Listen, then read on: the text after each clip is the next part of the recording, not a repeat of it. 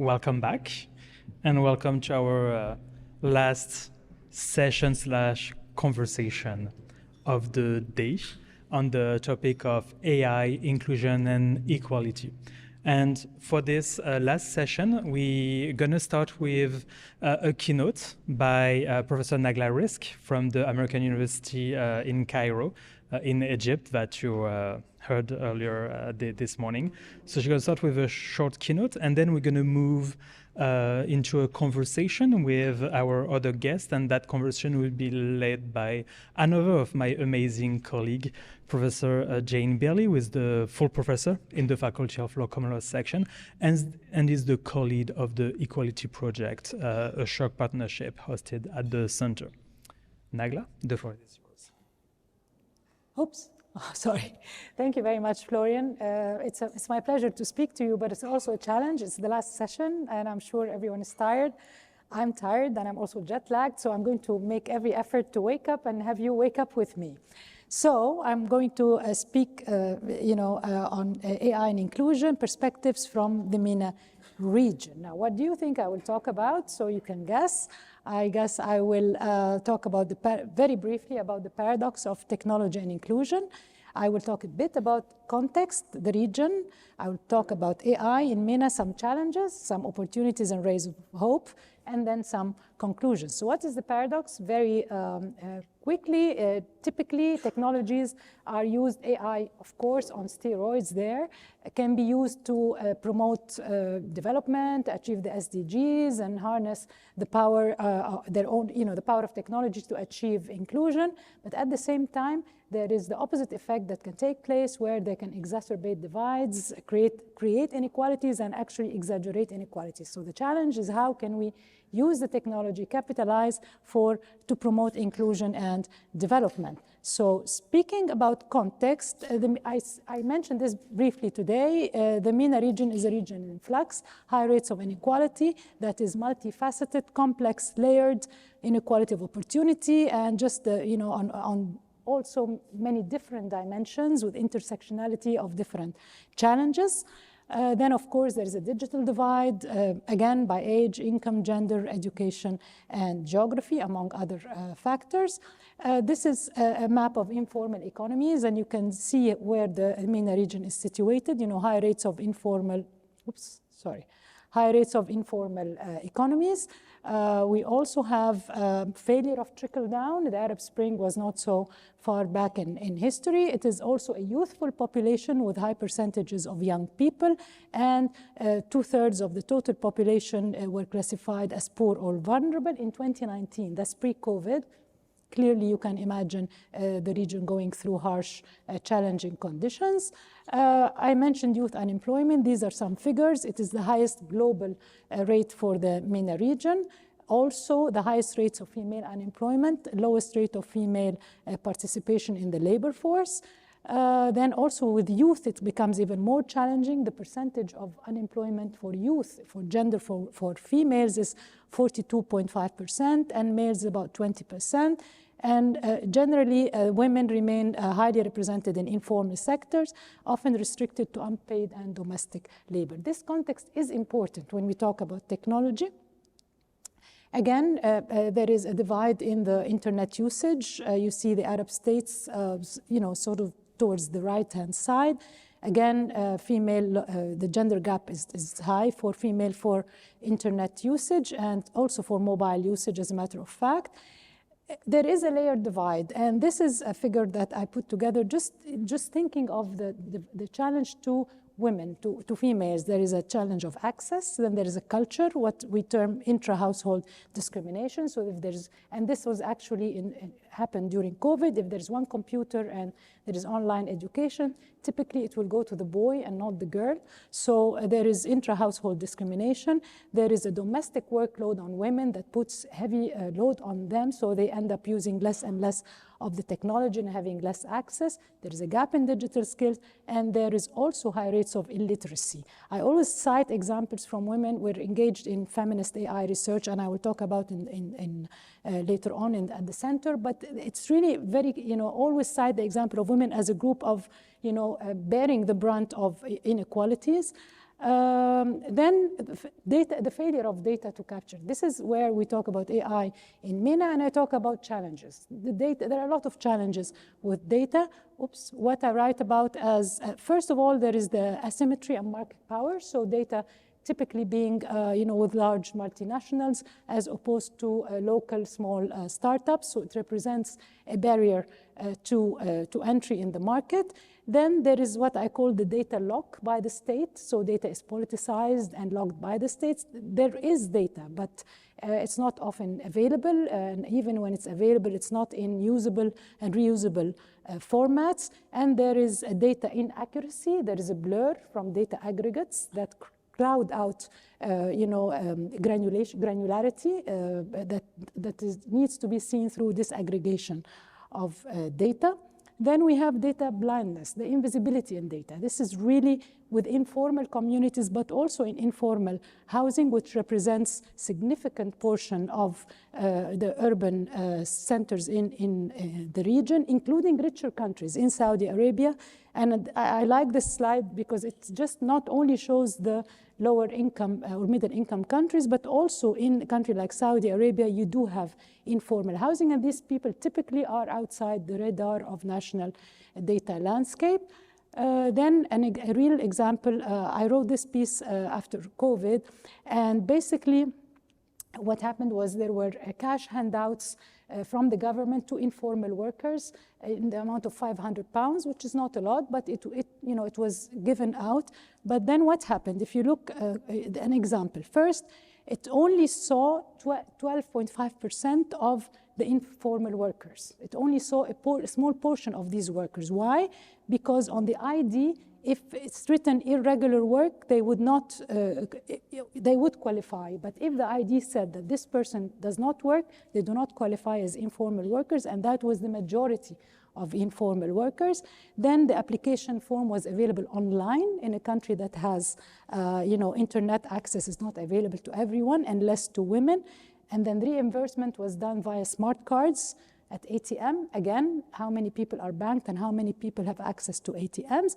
Then the categories that were included for people to receive the handouts was typically male categories, carpenter, welder, and then there is other. There was not mentioned the type of work that women are, as caretakers, as teachers, as cleaners, this kind of work. So immediately you see levels of exclusion, even in such a simple matter as cash handouts during COVID. This is an example. Then, of course, there is the algorithm and, the need for, humanizing the algorithm, and I'm, preaching to the choir. So I'm sure you all, can imagine the amount of challenges and harms that can take place. Again, I give examples. Credit rating algorithms, including neighborhoods, and neighborhoods are very telling in class segregation. So if neighborhoods are included in the algorithm, then immediately you are excluding people who live in less fortunate parts of town. Ownership of property, female ownership of property would be less, in part because of cultural reasons and inheritance laws and so on. Hiring algorithms, again, women who take maternity leave, so their experience will show as fewer years of working, so they're put at disadvantage. Ride sharing, which we witnessed firsthand from our research. Bonuses are linked to the number of hours worked. So typically, again, women, because of domestic burdens, work less hours, so their bonuses are less. And the point being that socioeconomic differences are already embedded, and then the algorithms will magnify that. Again, I think of AI as data, algorithms and people. There's a whole argument about skills. People, what the technology, whether it will replace jobs, whether it will enable or augment. Typically, jobs that are replaced are the lower and medium skills, and a large, percentage of the population will be in that category. Work that is invisible, like I mentioned, informal workers, but also even gig workers are not typically included officially in the landscape. Is that a promise or peril? I can talk about that later in the session. I don't want to take time on that. There's more that I can say about that. And then there is the issue of retention and brain drain, which was mentioned actually earlier today. Then these are some challenges. There are then rays of hope and action on the grounds. I'm going to talk a bit about stuff that we do at the center and that others also are engaged in.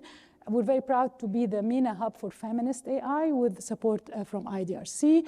And here, this is a network that works with researchers to create solutions, practical solutions, not only to mitigate biases, but also to overcome them and be more inclusive. Then this is an example of a project in Egypt that we're very happy to be supporting through the network for education of girls in Upper Egypt, where culturally, typically, boys are sent to school and girls are not automatically sent to school regularly. So when their opportunity comes and a class opens, they send all the girls at different ages. So this is our researcher is working on creating an intelligent tutoring system that is tailored to the girls to teach them math in Arabic. So that's an example of using the technology for inclusion, for to deal with the paradox that I started with. At the center, we also have data. We have a project, again, with the support of IDRC on governing responsible data and AI in the MENA region. And one track is actually governance of data in the health sector for women's health. And we have partners in Morocco, Tunisia, Lebanon, Palestine, and Jordan.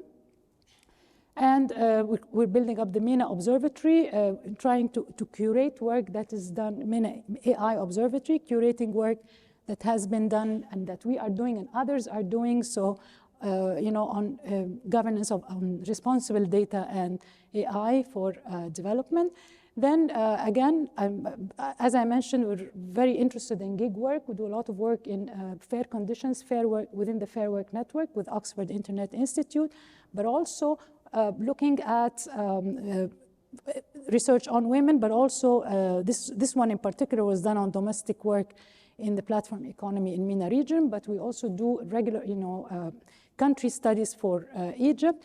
And we have a project with support from Ford Foundation looking at, we call it new work, data and inclusion in the digital economy. So we're trying to actually understand what are the needs of these workers that are not typically included officially in the national data landscape. We work with the National Agency for Statistics in including questions in the labor surveys about gig work so that they are seen, because if they're not seen, then they will not be seen in social protection or any other policy for that matter.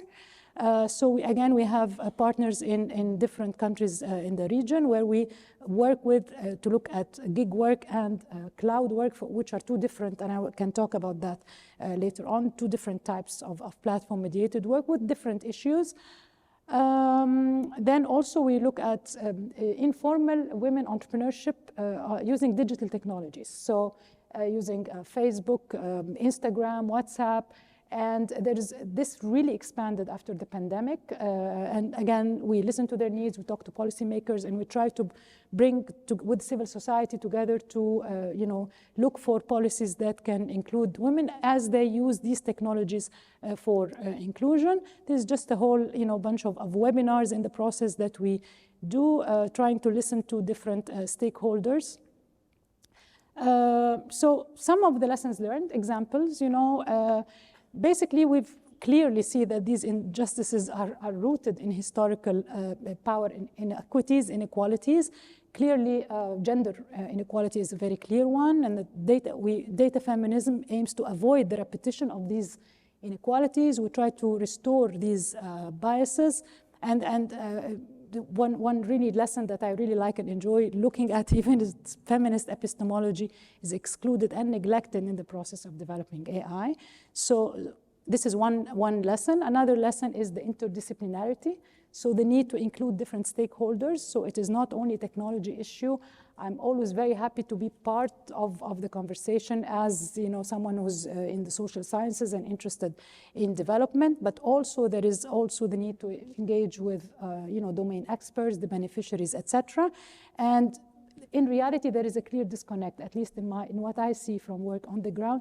It is not always that, in the case of feminists, for example, feminists are in one group, technologists are one group, and it's very important to bring them together. And then, of course, we don't think of analog, what I call analog versus digital. They're very much together. So digital inequalities actually perpetuate analog ones, and they sort of feed into each other. And this relates to what we spoke about earlier about the dealing with this. We should not work in silos, but we should work, when I talked earlier about AI regulation, it's also regulation of around AI, not just AI. Three tensions shape the debate. The first one is what I mentioned earlier, technology paradox. This is clearly from the very early work on ICT for development, the technologies, what the impact on the dual impact, potential impact on development. Now it is on steroids with AI, as you can imagine. And then also the point I mentioned earlier about the disconnect and the asymmetry between encouraging economic freedoms and the sort of the obsession and the race for economic growth, as opposed to not really doing the same for civil liberties. And then comes the discourse on human rights and how it is integral to this narrative. And then last but not least, technology versus everything else. I mean, the obsession with technological determinism, if you invest in the technology, everything will be okay. It is very important to have a sense of the context, contextualizing the technology to make sure that we have development and not just economic growth. Thank you very much.